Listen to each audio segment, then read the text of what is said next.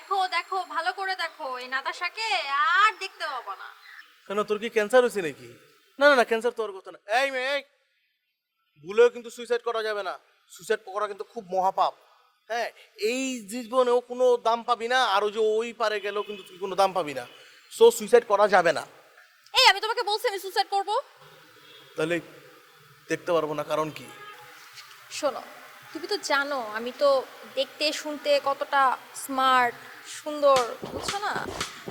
এত শিক্ষিত একটা ফ্যামিলি থেকে বিলং করি, তো এলাকার পোলাপাইন তো সব আমার পেছনে একবারে লাইন দিয়ে ঘুরঘুর করতেছে। হ্যাঁ, ছেলে পেলে বুড়ো, তারপর ওই যে তার নানা নানি দাদা দাদি সবাই ঘুরে, দেখি তো। দাদা চাচা আমার পেছনে ঘুরবে কেন? কি বলো আলতু ফালতু। আরে দাদা চাচা না, দাদা দাদি নানা নানি। কারণ হচ্ছে কি, তাদের তো মানে বিবাহযোগ্য নাতি থাকতে তোর মতো একটা মেয়েকে যদি সাথে করে তাদের ঘরে নিতে পারে, তাহলে তো তাদের লাইট লাগবে না।